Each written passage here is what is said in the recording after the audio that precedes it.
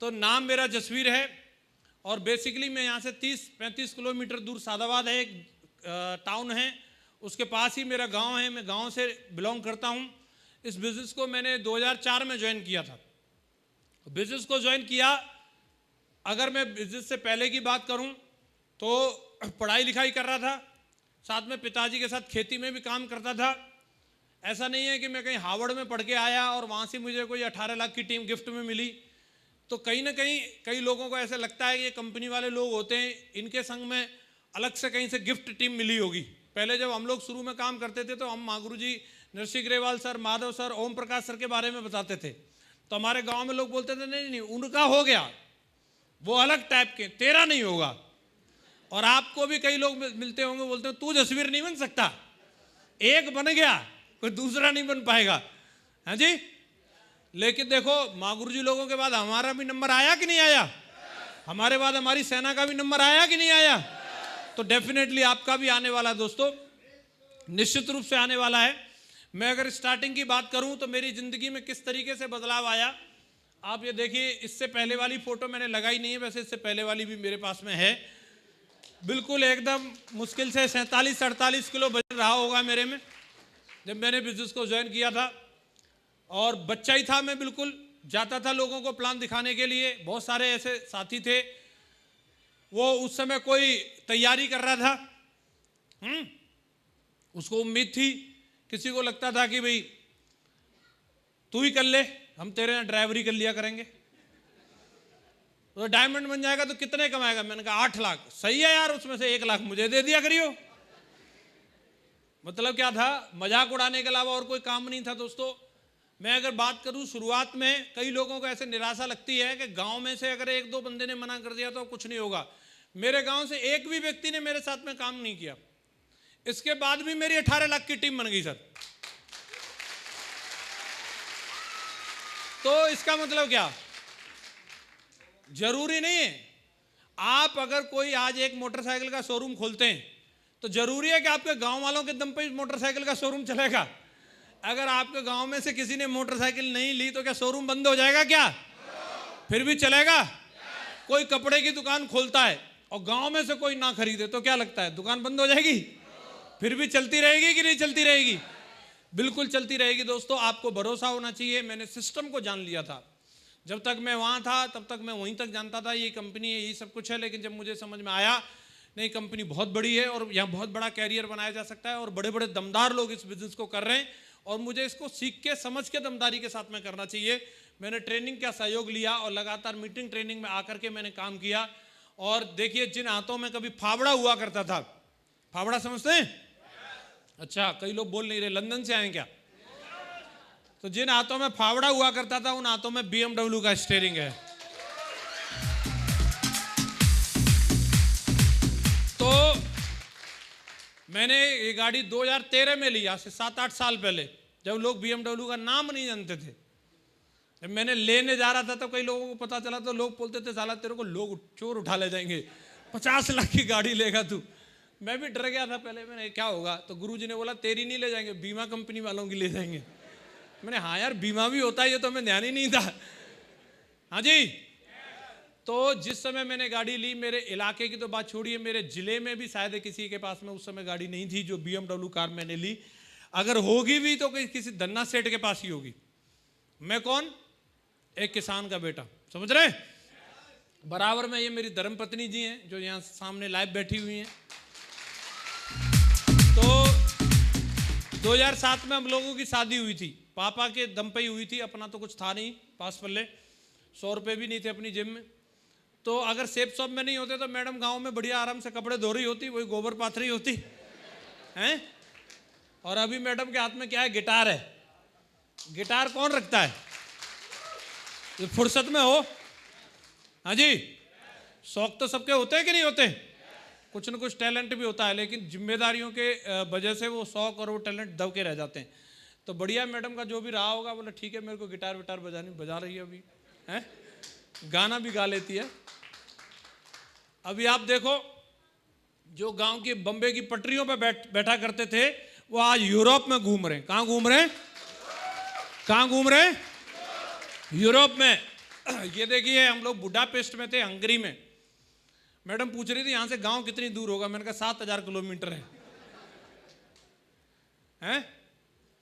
Madam ने बोला कैसे भी सही, तुम डायमंड बन गए तो सही रहा, नहीं तो बुडापेस्ट तो आ ही नहीं पाते हम कभी। तो आप समझ रहे हैं, अभी तो अपन लोग अब यही लोकल में ही है। किसी को जाना हो तो 30-35 किलोमीटर दूर है अगर, तो आप सोचिए वहां से। और अगर आज हमारी जिंदगी में परिवर्तन आ रहा है तो ये खेत बेच के थोड़ी गए हम। ये ऑस्ट्रिया में थे, वियना, हैं, सेब शॉप के दम पे गए। किसके दम पे? हेलो, हम जा सकते हैं तो आपका भी नंबर आ सकता है। सोच के देखिए, इसमें लगा है क्या? ऑक्सीलीड लगी है इसमें। हमारा देश पहले अंग्रेजों का गुलाम था, कितने लोगों को जानकारी है? अच्छा, सबको ठीक है। तो पहले अंग्रेज यहां रहते थे तो क्या करते थे? हमारे बड़े बूढ़ों से कुछ न कुछ काम धंधा करवाते होंगे कि नहीं करवाते होंगे? मेरे को भी पता लगा तो मेरे को यार बदला लेना चाहिए उनसे। लेना चाहिए कि नहीं लेना चाहिए? तो अपन जाके आक्रमण वगैरह तो नहीं कर सकते, लेकिन कुछ तो बदला ले सकते हैं।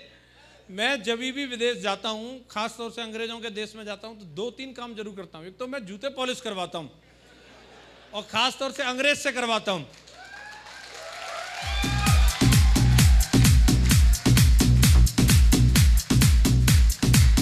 और कपड़े जरूर धुलवाना है, चाहे साफ ही क्यों ना हो। हेलो, थोड़ा तो चुकता होगा कि नहीं होगा? तो अभी अपन लोग गए तो देश अंग्रेजों का, रसिया गए अपन लोग, होटल अंग्रेजों का, डीजे वाला बाबू भी अंग्रेज, और उसको बोला भोजपुरी गाना बजा, भोजपुरी। तो कैसा लग रहा होगा उधर, हैं? रसिया में भोजपुरी गाना, मोमेंट दिखे? सारे लोग नहीं बोल रहे। चलो जी, आवाज दो इसको, संग चलना अगली बार ट्रिप में है। तो लाइफ इज ऑसम, सेब शॉप की बदौलत ये घर है आज मेरा। सर आ चुके हैं, राजकुमार सर है जी जी, बाकी सर पड़ोस में ही रहते हैं हमारे, रणवीर जी। तो आज दोस्तों, एक टाइम वो था कि जब बिजनेस को ज्वाइन किया था तो अपन ज्वाइन करते ही बड़ी बड़ी बातें तो करते हैं, मैं डायमंड बनूंगा, मैं लाखों रुपए कमाऊंगा, करोड़ों कमाऊंगा, बोलते हैं कि नहीं बोलते? मेरे पिताजी बोलते थे, एक कट्टा सीमेंट ला के अगर तू इस दीवार पे प्लास्टर करा दे तो जान दे कि हाँ तेरी कंपनी में दम है। और एक टाइम ऐसा होता है कि आपके पास इतने भी पैसे नहीं होते कि आप 300 रुपये का कट्टा ला करके प्लास्टर भी करा सकें। कोई बात नहीं, लेकिन वो उस वक्त की बात थी। आज पिताजी के लिए बढ़िया दमदार घर बनाया है। इस घर के अंदर अगर आप जाएंगे, जो भी सुख सुविधाएं होनी चाहिए वो सारी की सारी चीज़ें। इसमें 20-22 लोगों के लिए थिएटर बनाया हुआ है, इसके अंदर जिम है, सब जितने मेंबर हैं उतने बेडरूम है, इसके अंदर जो चाहिए वो सारा कुछ फिट है, मामला कार्यक्रम ओके। तो ऐसे एक नहीं, दो नहीं, बल्कि मेरे पास इस तरीके 2 घर आगरा में भी हैं, ठीक है? उनमें कोई रहता नहीं है, हालांकि मैं अभी इसमें भी नहीं रह रहा हूँ, ठीक है? तो बढ़िया, एक दिन यही सपना था कि जितने जगहों पे हमारी टीम होगी वहाँ एक एक घर बनाएंगे। अभी तो कार्यक्रम शुरू हो गया है ना। और बढ़िया ऐसी जिंदगी है। पहले ऐसे किसी हीरो हीरोइन के फोटो देखते थे, ऐसे कहाँ है ये एफिल टावर? कहाँ है? जयपुर में? कहाँ पे? मथुरा? पेरिस कहाँ है? फ्रांस में? कहाँ पे? फ्रांस में। फ्रांस में। और कौन सी गाड़ी है ये? कौन सी? सफारी? कौन सी? फरारी। कौन सी? कई लोग बोलते हैं हाँ मैंने बहुत देखी है कंपनी। पहले तू पेरिस जा हैं, और वहां जाके फरारी ड्राइव करियो, फिर बताइयो कंपनी में दम है कि नहीं। हेलो, देख तो ले कालूराम सलाह कौन दे रहा है? हैं? पहले ये बता, फोटो कैसी लग रही है? आपकी कैसी लगेगी? जिनको दिल से लग रहा है कि मेरी भी होनी चाहिए, वही ताली बजाना अभी इसको। तो इनकम की बात करें तो 2-2 लाख रुपए तो सन 2011 से आ रहे हैं। बीच बीच में कंपनी ज़्यादा भी दे देती है। एक हफ्ते में देखो 7-7 लाख रुपए हैं, दिन का 1 लाख, महीने में 1 महीने में 20-20 लाख। हेलो, और आप ये देखिए रिसेंटली मेरा चेक 19,82,637 रुपए का था। हेलो, मेरी दिसंबर, जनवरी, फरवरी 3 महीने की इनकम इस बिजनेस की वजह से 56 लाख रुपए की है। किसी भी भाई को शक हो तो पासबुक संग लेके घूमता हूं, जाना बाद में, पहले चेक करके जाना। हाँ जी, हेलो। तो अब मैं आपसे जानना चाह रहा हूं, काम सही है? करना चाहिए कि नहीं करना चाहिए? दमदारी से करना चाहिए, धीरे धीरे? मेरा अकेले का नहीं, मेरे जैसे और भी बहुत सारे लोग हैं जिनकी इस बिजनेस की वजह से जिंदगी बदल रही है। आप ये देखिए, हमारे साथी सोमा शंकर जी, ये गवर्नमेंट जॉब में थे, एक टाइम पे बेंगलोर में रहने के लिए इनके पास घर तक नहीं था, किराए के रूम में रहते थे, वहां पे भी सोने के लिए बेड भी नहीं था टाइगर के पास। सरकारी नौकरी छोड़ी थी, चाहता तो शिकायत भी कर सकता था, लेकिन भरोसा किया। आज 1.25 करोड़ की मर्सिडीज गाड़ी में चलता टाइगर है। एक हफ्ते का चेक 16,28,000 का है। परशुराम जी ये यूपी पुलिस में नौकरी करते थे, इनकी नौकरी छूट गई थी, तो उस दौरान ये आगरा में पेंट पीओपी में काम कर रहे थे, पेंट पीओपी लेबर में, ठीक है, आगरा में ही थे।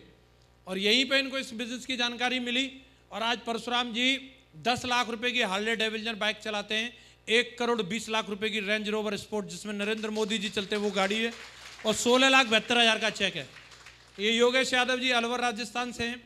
इनके पिताजी पत्थर तोड़ा करते थे। इनके पिताजी का एक ही ड्रीम था कि बेटा मास्टर बन जाए, लेकिन मास्टर तो बना नहीं, सेफ शॉप में डायमंड बन गया। आज एक हफ्ते का चेक 11 लाख का है, BMW X5 गाड़ी में चलता है टाइगर।